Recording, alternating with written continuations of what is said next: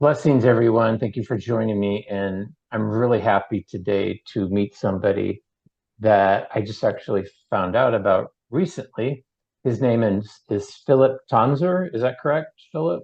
Yeah, that's correct. Okay. Philip commented on a Twitter post and he said that in his brief little post that he had been in gay porn. And as someone as myself who'd been in the sex industry, and I was like, oh, I haven't heard of him. Well, because I stopped watching porn in 1999, so I wasn't aware of you. And I did a little bit of research um, on you, and didn't look at any of your videos or anything like that. But you have done since leaving the sex industry, you've done some interviews and other media, and I watched those, and I was really interested and intrigued and inspired really by your story. So I wanted to talk to you. So thank you for joining me. My pleasure. My pleasure. All right, I'm here in San Francisco, and Philip is way on the like almost the other side of the world in Scotland. So Yeah. small I world. feel sorry for you. I feel sorry. I didn't know that you live in San Francisco. I feel sorry for you. It's so much harder to leave the lifestyle if you're in surrounded by the lifestyle. Even when I was working in the porn industry, I was living in a small log cabin or something like a log cabin in Germany on the outskirts of a smaller city. So it was much easier for me to separate these two lives. And then later on, it was easier for me to just completely step out of it because I was never fully in it. Yeah. That makes a lot of sense. One thing I want to just talk to you about in the beginning is that I think a lot of um, men who later identify as LGBT or gay experience trauma in early childhood, and I watched a few of your interviews. But if you don't mind, could you talk a little bit about what it was like growing up, um, your family, your parents, a little bit, and the trauma that you experienced when you were a boy? Sure, but I have to first I have to highlight that I don't think that my attraction to man is connected to the trauma that I experienced later on. I think my attraction started earlier on, also due to a certain trauma, but a more subtle one. So I will talk about the trauma that you're referring to first, and then we can go back to where I think my same-sex attraction stems from. Go ahead. Um, so I was born to a stable middle class family. Grew up with my parents, my brother, and my grandparents on my mother's side. And overall, it was a very healthy and good childhood. I was not very connected to my father. He was working a lot, and I was more like a mother's son. Oh, My mother was more lively, more interested in art and life, I yeah. would say, and my father was more interested in work. And but overall, it was there was no trauma, nothing bad. But at one point, our mother, she separated from my father. She had affairs. The affairs were partially due to financial reasons, let's say. So my mother's parents, they started an import-export company, Right. and it was difficult to establish this company. And um, my mother, she created contact to ambassadors from Iran and stuff like that. And that's how she started an affair with one of them, in part to support the import export firm company. And but in some ways that's a cop out. I mean, my mom chose to have a relationship. In the end, she chose. So she had a relationship, and after a while, she left the family to live her life with a South African weapons dealer. Wow. So our life became a little bit of a crime thriller with my grandparents trying to get him in jail, to get my mom back because my grandparents thought that my mom was brainwashed. And to some extent that might be accurate, but if she was brainwashed, then she wanted to be brainwashed, because I think she wanted to escape the middle class life of a dentist's wife and the life of a James Bond villain is more exciting. So my brother and I, we stayed with my dad and we continued a relatively normal life, uh, but with the separation of my parents and that stress being attached to our lives. And when I was 16 years old, my mom, she moved to South Africa with her uh, second husband. They had to go to South Africa because he was imprisoned by the US government. Wow. Yeah, so my grandparents actually managed to get him imprisoned and he was sent to America. And then my mom apparently blackmailed the American government to get him released. And they said, okay, he will be released, but he can only go to South Africa. So my mom went to South Africa with him and they started a life there.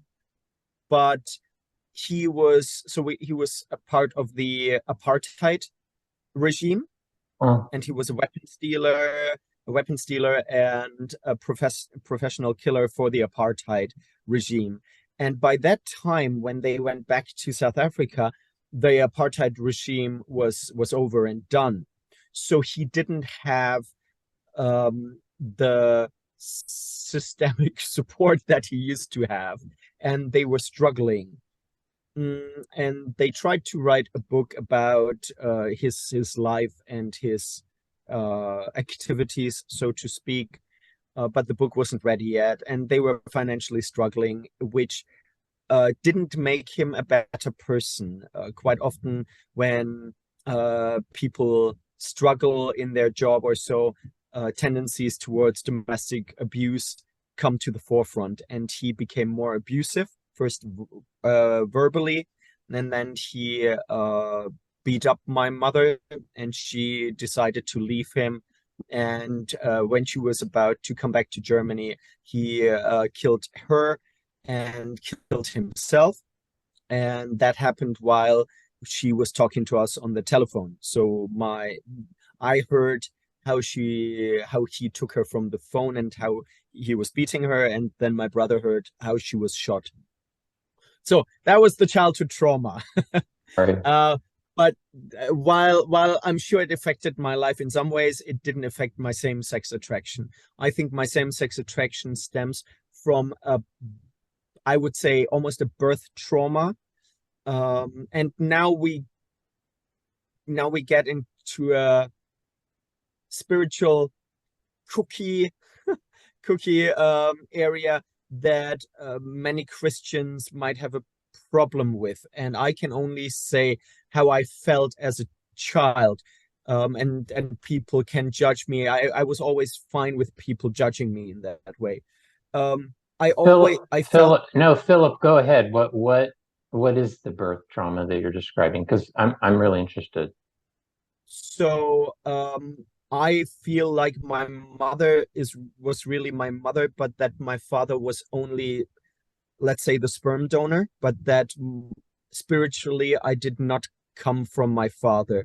And when I was born, I felt deeply disconnected from, I would say, from God. I felt like I was sent to earth to do work here, which I'm fine with. Um, but So when I was about 5, 6 years old, I thought maybe I'm Jesus reincarnated, because I felt like I I'm born to a mother, but my father, I feel like my father is a spiritual father, and I feel abandoned in some ways. Still connected on a spiritual level, but he wasn't around. And I think this yearning for a father, for a dad, Yep. I think that was confused and translated into a same-sex attraction. Yep. I agree, and I understand everything that you described, and it's not crazy. It's very, very rational.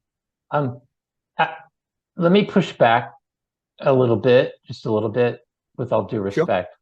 Um, Maybe that my definition of trauma is broader. I think a lot of people, or some people, would think that trauma is some sort of abuse or some sort of violent abuse. But I mean, when you're describing your story of a lack of connection between you and your father, and then I mean, you almost went sort of farther. It's almost like a metaphysical lack of connection. To me, that's a trauma. So I would I the thing is, I um when you describe trauma, a lot of people are looking for a perpetrator, or for somebody's fault. And it wasn't anybody's fault. no, I It agree. it was just my father grew up with his own trauma, with a unloving parent, with unloving parents, and with a Yes, inability to show yes, uh real closeness. And I mean, now I'm a father, and I can only hope that I can be interested in my children's life. Or at the moment, I only have one child, but we want more.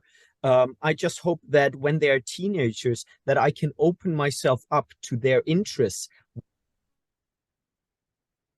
whatever weird stuff that might be. Because when I was a teenager, I was interested in comic books and horror movies and Alice Cooper, and I couldn't understand. I invited my father into my world, and he didn't get it, and he wasn't that interested. And I think that's what many parents and children struggle with. So, is it trauma? Yes, but it's everyday trauma. It's very normal trauma, I would say. I agree. Yeah, I don't think there necessarily has to be a perpetrator because I mean your story is very similar to mine because I grew up with a very preoccupied, disinterested father. I don't think my dad was necessarily a bad. I don't think he was. I know he wasn't a bad person, but it was also, and you're very, very keen in your insights. That was the way he was raised as well. A lot of people, but when you're a kid, you don't get that. You can't. Yeah. It's you internalize it and think, well, my dad doesn't particularly like me, or there's something wrong with me. That Well, it's even simpler. It's just there's something that I need and I'm not getting it. It's that simple. It's there's no You don't need to find like a reason for it. It's just that's just a fact. I yes, need somebody who plays football with me, or who is like a strong father, and it's he's not here. yeah. I've been through a lot of psychoanalysis through my life, so I psychoanalyze Mm. analyze everything.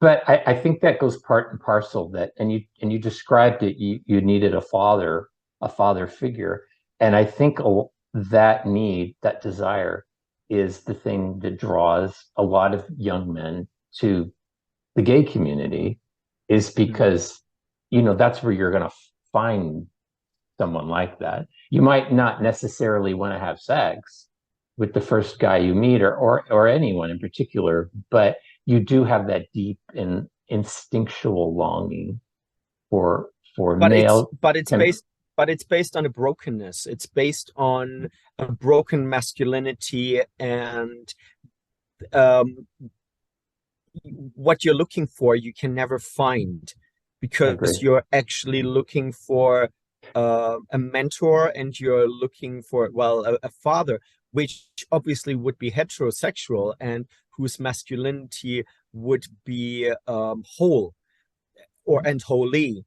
But I have never met anybody in the gay community whose masculinity was pure.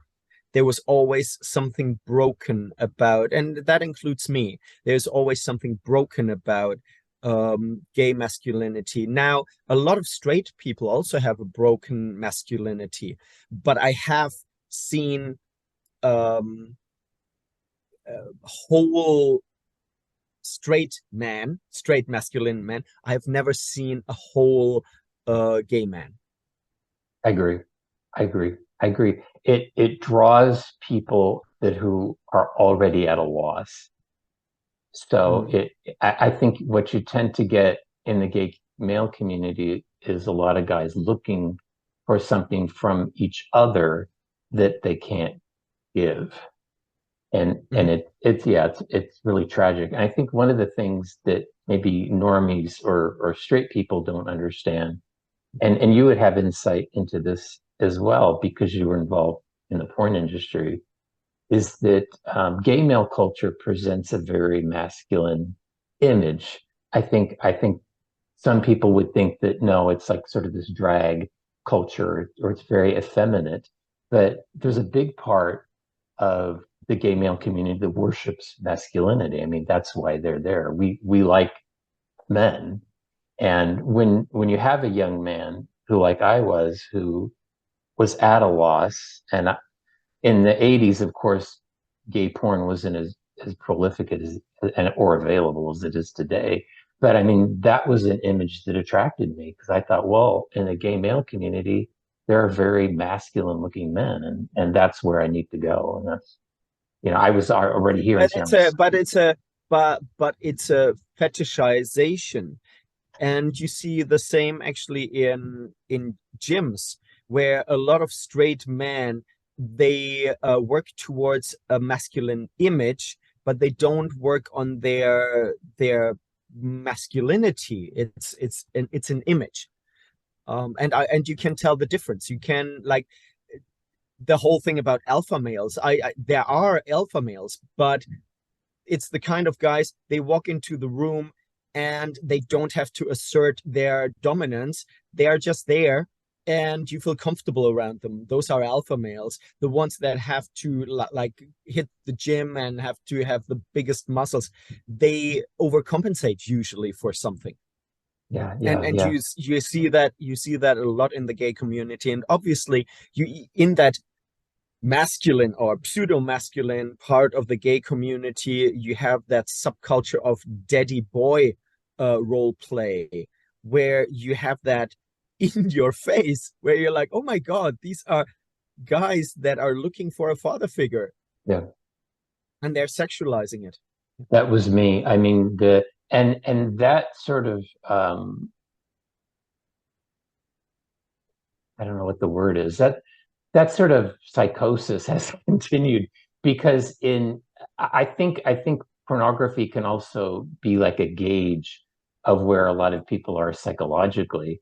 And in gay porn, you've seen this real emphasis on daddy porn of older men with younger guys.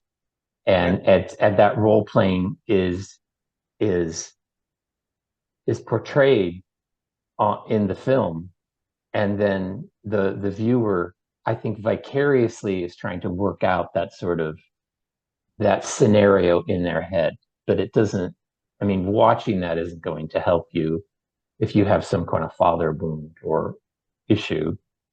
I think if anything, it's going to make it worse. So Oh, absolutely, absolutely. The whole porn industry taps into the darkest wounds, and it amplifies them.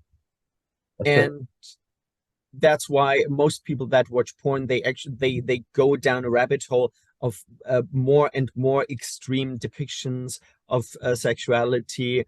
That's why things like, yeah, incest porn is so common, or things like, um now they're like not father and not son having sex. It's like with the implication that it's father and son, obviously. Or the whole thing that, oh, barely legal. People know what's wrong, and somehow, well, from a Christian point of view, it's sin knocking at your door, and tempting you to come deeper and deeper into your darkest perversions. And um and nowadays, obviously, there is this normalization of it. It's not just, I think in the past, a lot of people watched porn, but as a secret, but now it's celebrated, with the whole kink culture, and where they actually bring it into schools and they tell children, oh, and this is kink sex, and you can't shame people for it. It's the normalization um, of abnormality, and now I'm abnormal. I'm like, I've got awful thoughts. I participated in that whole gay porn thing. And for me, interestingly enough, my sex life, my private sex life, was incredibly boring and very vanilla. And I actually used the porn industry to experiment and Yeah. to do things that I wouldn't do. And my excuse was, well, it's not me. I'm playing a part and I'm Uh, getting paid for it. So that makes it more okay. Do you know the movie Jackass or the MTV movies? oh, yes, yes, yes. Yeah. Yes, I do. So what I did with porn, I actually felt like in a Jackass episode. So for me, it wasn't real sex. It didn't feel that bad. I was like, well, I'm just performing and I do some crazy stuff that I'm not even interested in, that I wouldn't do, that doesn't really turn me on, but in a movie I can do it. That was my excuse. Now looking back, I have to say, not only did I hurt myself, Yeah. luckily I was very well protected. I would say I always had a shield of protection, almost angels around me that kept me safe in that environment. But I also communicated with the outside world and said, this is okay. So, and I would say, with my past, I can deal with how I abused myself. I'm okay with that. But that I encouraged other people into these lifestyles, that I tempted other people, that is something that weighs heavier on me than the things that I did to myself. Yeah, we all did that. There's a lot there. I just want to say real quick, as an aside to everybody listening, is that what Philip is saying, and that's why I was so intrigued by him and just the short snippets of interviews that I watched, is that the conversation we're having, you really can't have that in the gay community if you're talking about a father wound or any sort of past trauma or anything being reenacted in the present life through pornography. You just can't have it because they just won't go there. And it's Well, well, they go there, but in a glorifying way. right. They think it's a good thing. Right. But I mean, yeah, they won't go there in any sort of therapeutic stance. As well, let's explore some of these topics. That's all I want to do. I just want to say, hey, homosexuality is much more complicated than I was just born this way. I think there's a lot going on there, and I think anybody that's honest realizes that too. I mean, the one stat, because I've taken a deep dive in a lot of this, 46% of gay men when they were boys were sexually molested by a man. So the number for heterosexual men is only 7%. So I mean that's a huge Oh, divergence. I wow. think yeah, I think that needs to be explored. So and they just won't do it. And I was one of those who was sexually abused by a man when I was a kid. So that's just one aspect of it. And then the father issue and the majority, the story that you relate about your childhood, although there's aspects of it that are, you know, not usual at all. But just the relationship between your father and maybe in, I don't want to put words in your mouth, but an overly close relationship with your mother, that's very typical with Yeah. men, gay men. So although a lot of them will deny it, and just because they know where you're going, if you have a conversation with them. One thing I wanted to talk to you to real quick, and I want to talk mainly about religion and God, because that's my head's at now. Is it well, I mean, I came out in 1988 in San Francisco. It was the height of the AIDS crisis, probably the worst time ever to come out, but I felt like I needed to. And but I had grown up really admiring the 60s and the Haight-Ashbury and the hippies and flower power and summer of love and all that stuff.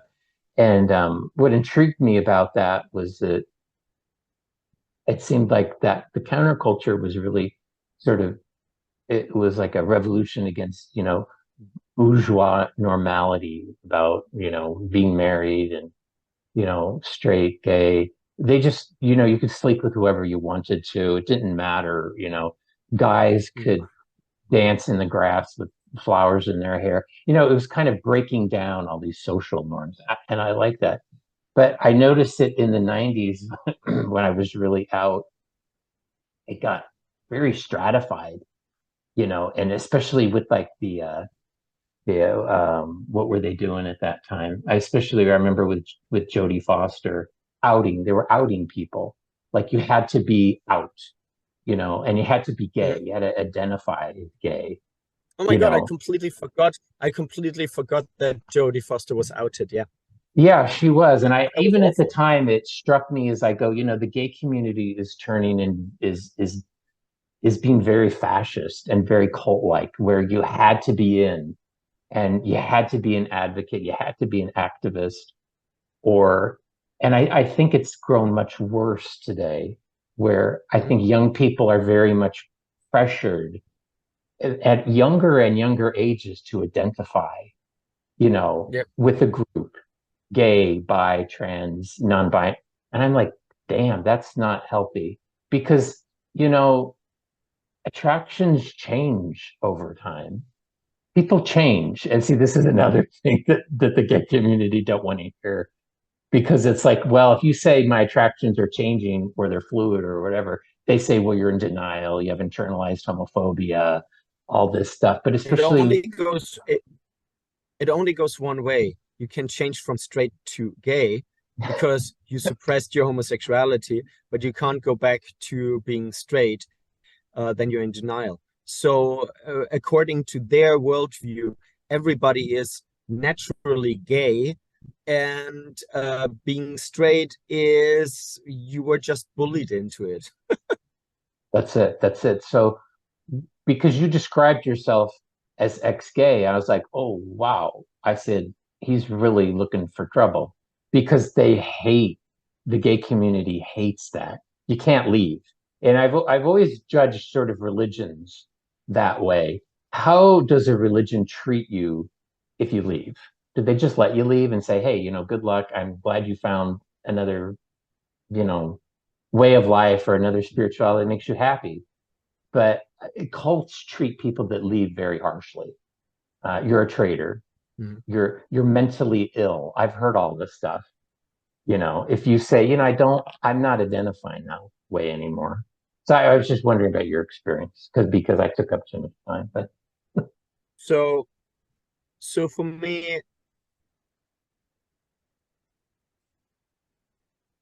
I'm slightly different. So, okay, or yeah, my journey has been unusual, I think. So when I knew from a very early age on that I was same-sex attracted. And when I was a teenager, I called myself asexual with a tendency towards men. And people, not the gay community, but just society wanted to put a label on me. And people were like, so you're gay? And I'm like, no, I'm asexual with the tendency towards men. Oh, come on, you should be proud of being gay. You should be out and proud and all that stuff. So after a while, I was just tired of explaining myself. And I said, well, if it's easier for other people, then I'm just going to call myself gay. Mm. Um, but I did not grow up in a religious family. My closeness to God was not due to indoctrination or a surrounding. I just felt very close to God ever since I was a little kid. And and so and I had real problems with homosexuality or sexuality itself. I didn't want to have sex, or I found sex very intriguing, but it wasn't the right thing for me. And that was not because of shaming, or religious shaming or anything. I just followed my heart. And my heart told me that I'm interested in men, uh, but that I was not ready for sexuality or anything. And I, at the age of 27, I finally felt ready for sex. That doesn't mean that I was a virgin till then, but I had some sex till then, but it did not feel right for me. And at the age of 27, I'm like, okay, now I can engage in sexuality without getting hurt in the process. And shortly afterwards, I started doing porn. Wow. Um, for me, the as I said, the porn, and I also did like erotic massages and stuff like that. So being a sex worker was in some ways easier for me because I was distant to sexuality. It didn't feel very personal. It felt like something that I observed, something Mm. Yeah. that more like a social experiment, which I think made it easier for me because it didn't affect my soul as much as it might have done. Or yeah, yeah. So, and but at the age of, let's say, 31, 32, I I never felt super comfortable with my gay sexuality. Mm. And I never thought that I would be in a relationship with a man. I was like, that makes no sense to me. I'm a man. Why should I be in a relationship with somebody who's just more of the same? It doesn't make sense. There's no yin and yang. There is no other half. And at the age of 31, 32, I thought, well, I really should try women again. It can't be worse than with men. And um, I I I did something that, from a Christian point of view or a social point of view, it really isn't ideal. I went to a brothel because I didn't know how to engage with women. I was afraid that I couldn't perform. I was afraid of the social interactions with a woman. I, I I would not have been able to go into a bar and say, "Hey, I'm gay. Do you want to have sex with me?" Um, Yeah. and so I went to a brothel, and it was not a good experience, but I realized that it felt right, that the mechanics felt right. And shortly after that, I was blessed with a wonderful relationship to a woman who was in some ways as broken as I was, but with a good heart. So it was two people with a broken background supporting each other, and that was my way into heterosexuality. It's beautiful. That's interesting too, because especially when I was younger, I dabbled with heterosexuality, and I did go to prostitutes because I was into some kinky stuff, and the stuff that I was into was actually too kinky for female prostitutes, and that's when I first started realizing that, wow, male and female sexuality are really different. Because in the gay community, it's like I could find a bunch of guys who would do weird stuff with me for free. And Yeah. when I went to women, it was like, no, I don't think so. So it's very different. I wanted to read this real quick. I've read it ad nauseum in my and I just wanted to get your reaction to it because it strikes me as very true. This is from Randy Schultz. He was a San Francisco guy. I met him a couple times. but he wrote the book and the band played on. I don't know if you're familiar with it. It was about the I early. think I think I let me check. I just gonna Google his name. I think I saw some. He's a Christian now, right? No, he passed away in '94 of AIDS. And And he wrote the Randy book Schultz. Tilts, and he wrote the book and the band played on. It was about the early days of the AIDS epidemic. Okay, yeah. And, I read his book when I was, out and about, and then I read it again when I left the gay community. And he said something that struck me as very true. And I wanted to ask your opinion because I think you have a deeper understanding of a lot of this. He wrote, the trouble was that by definition, you had a gay male subculture in which there was nothing to moderate the utterly male values that were being adulated more religiously than any macho heterosexual could imagine. Promiscuity was rampant because in an all male subculture, there was nobody to say no. No moderating role like that a woman plays in the heterosexual milieu. Some heterosexual males privately confided that they were enthralled with the idea of the immediate available, even anonymous sex a bathhouse offered if they could only find a woman would agree. Gay men, of course, agreed quite frequently. And he was struggling at the time with the reality of AIDS, which had hit Mhm. gay men particularly hard. Um, Part of that was physiology, that anal sex is just really the ideal way of passing HIV. Yeah. But also that, and he was describing this as a gay man himself, that when you get a lot of men together, what's the stopgap? And I think he was arguing that with men There and is women. another aspect. There is But another aspect, and the other aspect that is that uh, just by being gay, you're already a pervert. So there's no reason to stop there. what do you mean by that? Well, you're already outside of the norms, so norms don't apply to you. Um, there are no norms in the no, yeah, there are no positive norms and values in the gay community. Nothing says you shouldn't have an open relationship. Nothing says you shouldn't have 10 sex partners on a weekend. Nothing says you shouldn't take drugs. These are social standards of the normal society, of straight society. As soon as you go into the gay society, all of these norms don't apply. So it's not just the amplification through masculinity, it's also the fact that from the get-go, no rules apply. Yeah. And the gay community is fertile ground. And I don't say that everybody is a fetishist that's gay. Not at all. I know guys that are very, more straight, more Betty Crocker than anybody. But for someone that wants to take things to the extreme, in the gay community, there's an avenue for you to do that. Mhm. And I think this here in America, there's Sam Smith came out with this video recently, and people are kind of shocked. And I'm like, and I didn't watch it. I watched snippets of it. I'm like, well, that stuff goes on in the gay community. Not everybody Oh yeah, does that's it.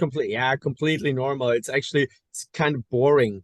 The first time I went to a gay event, it was not the very first time, but I went to a gay pride event, and because I looked like I was a punk and a goth. I was Yeah, a gothic guy, and a friend of mine and we were both goths, and we were walking around, and in the evening there were all these guys in leather and black clothes walking to this party, and we are like, oh, they look like us. Let's yeah, go to that party. And it was a dark room sex party, and I hadn't had sex before, and I went into this labyrinth of sexual degeneracy, and I was incredibly intrigued. I, yeah, I me was too. just standing there. I was like, oh my God, I had no idea that that is physically even possible. Like, like and it was so normal. And I'm a naturally curious person. So for me, it didn't shock me, it just intrigued me.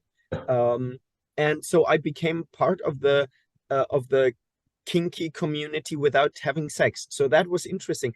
I was German Mr. Leather Right. um, in Germany, without having sex. And I'm pretty sure I was the first and only one.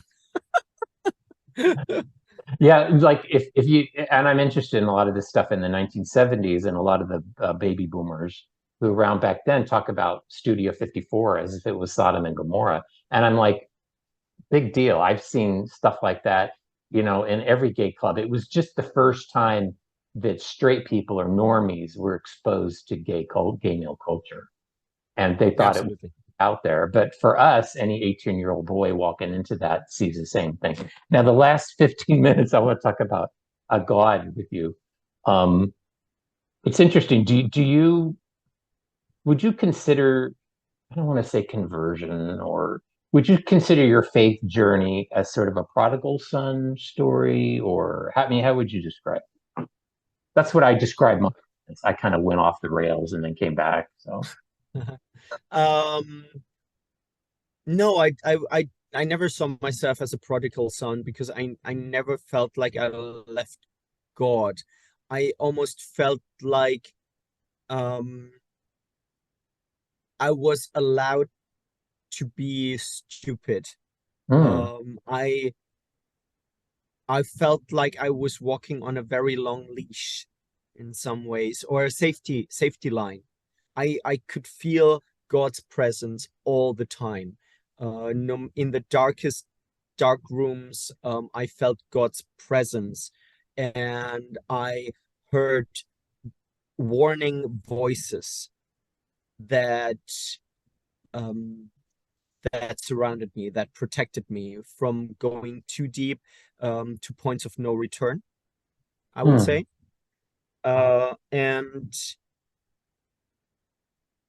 And I felt like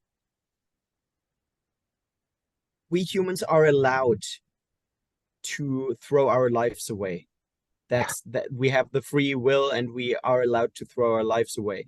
And I felt like I was allowed to um, do all these stupid things with a very pa patient father who says, "You can do that, but I hope you come back." That re But I never felt disconnected. Even in the darkest places, I never felt disconnected. And but my faith in God was not one of biblical faith. It was an instinctive faith. So I am and was carrying God in my heart. And it was only later, only in the last 5, 6 years, that I started going to church and said, okay, um, I'm not just following God, I'm following Christ, and I want to be a Christian with not just using Christian terminology, but actually knowing the scripture and following the scripture. Now, and this is something that Christians will judge me for. I don't know if Christianity is the only way. The Bible, the Bible and Jesus say it's the only way, and it's the way I follow. hmm, But I I accept this as my way and the way that what that I was told to take, and I'm taking this way.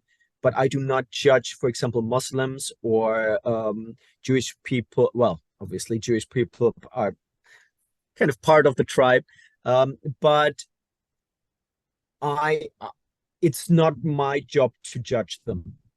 Now, I can judge a bad Muslim and I can judge a bad Hindu, and I'm like, or bad are you Christian. sure you are a Muslim your behavior your behaviors are not in accordance to your faith? It's the same with a Christian. I'm like, you call yourself a Christian, but then you bring a rainbow flag to church. You either believe that there is sin or you don't believe that there is sin. If you want to have it, if you want it both ways, maybe religion is Right, not for you. right. I agree with you. It's interesting. It's cool what you said because it reminds me of Sebastian Flight in Brideshead Revisited because and they talked about that in the book, the Evelyn Waugh book, is that Sebastian was very much a libertine, but raised a religious Catholic, and he talked about how God was only going to let him wander so far, and then he was going to tug him back, and that's exactly the wording that you use. So that's really, really Yeah. interesting. Now, yeah, because I mean, one thing that you said, even when you were involved in the porn industry, that you felt angels were there. I mean, what was that? What because I mean, I was raised very moderately Catholic and very liberal. So when I left, I was like, I never thought of it again. It wasn't even in my passing, thought. But what was that like when you were? I mean, when you felt there were angels, what was that? What was that? I I'm always my whole life I'm in myself and outside of myself, and I observe situations. And so even now that I'm a father, yes, I'm a father, but I also observe myself as a father. And when I was in these situations, while I was doing porn, I was observing myself doing these things. And but my other half had a conversation with, I would say, yeah, with God, with angels, saying, why do humans do that? Is there something positive to be found here? And I found beauty everywhere. I found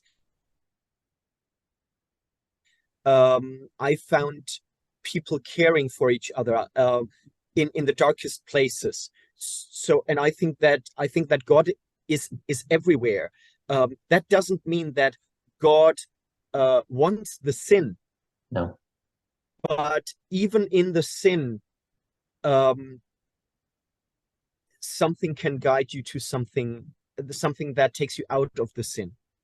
Um, so you can be in the darkest dark room, surrounded by people that are on drugs and having sex, and then somebody looks you in the eyes and says, take care of yourself. yeah. And and I heard these voices all the time, both from humans and in my heart. There were constantly the voices. I heard the voices from other porn actors and from producers saying, never take drugs, look after yourself. We so so there was care for me within that cesspool of sin.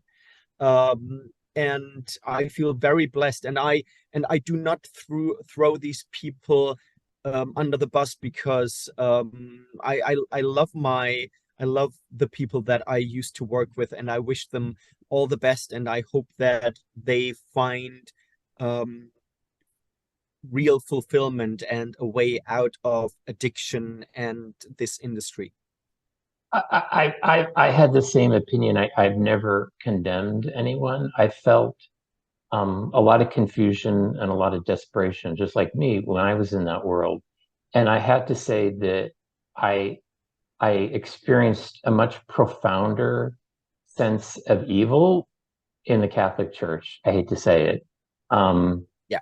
it was it was much more knowing even beyond when I was abused as a kid, but just when I returned to the church and tried to find some accountability and justice, there just wasn't any, and that struck me as much more evil than people who were involved in things that clearly look odd, but I think are mainly just confused. So I it People that know God, or people that claim to know God, and people that claim to follow God, if these people um, knowingly go against what they should know to be right, it hurts us more.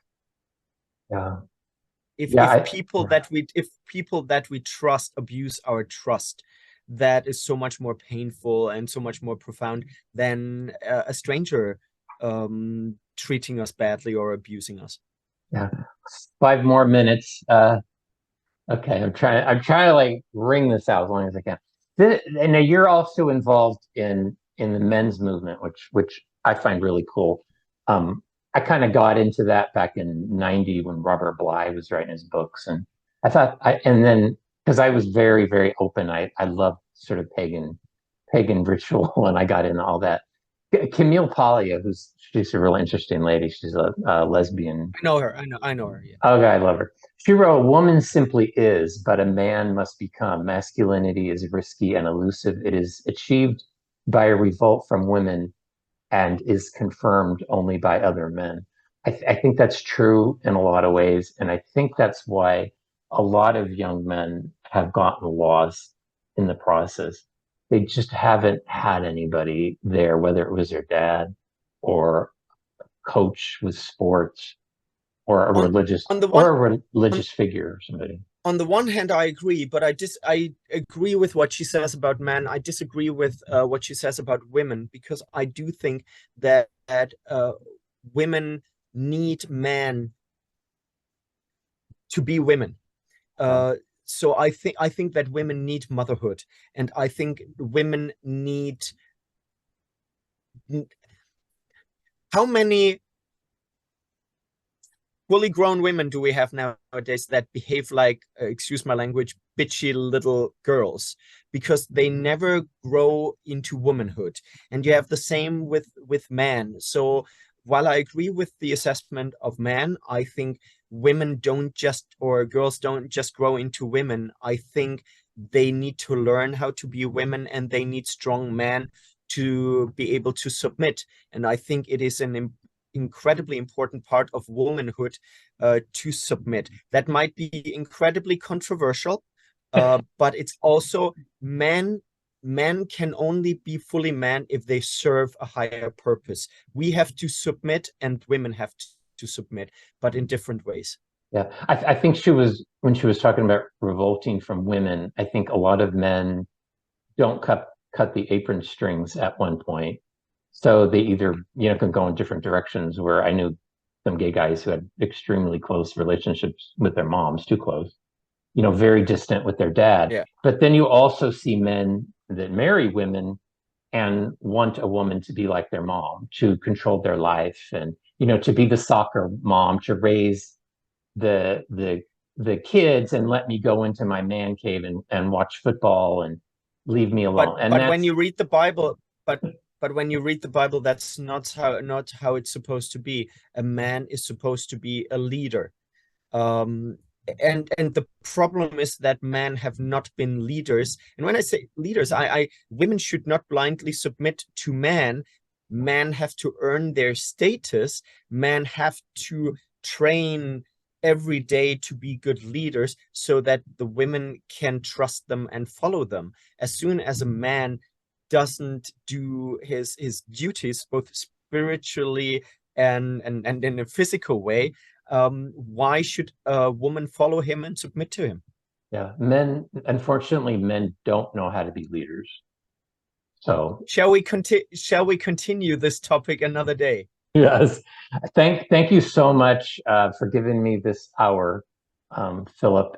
And yeah, you're very based. I agree with your thoughts, and you took a interesting way to get where you are. But hey, it's cool. The journey is part of the story. So And I don't know if people respond to your podcast with questions, but if people have questions for me, feel free to ask them the next time. I'm very happy to answer the questions. And I know that my spirituality comes across as slightly wacky, but the problem is I have to be truthful, and I don't know the answers to certain things, and I have to respond to what I feel. That doesn't mean that it's the truth. Um, but yeah, I just have to be honest about that, even if it stands in contrast with traditional Christianity. Okay. I appreciate your honesty. God bless you. I love you, my God brother, bless you too. and God bless you and thank you. Hopefully we get to talk again. Of course, we will. I really enjoyed this. Thank you so much. Take care.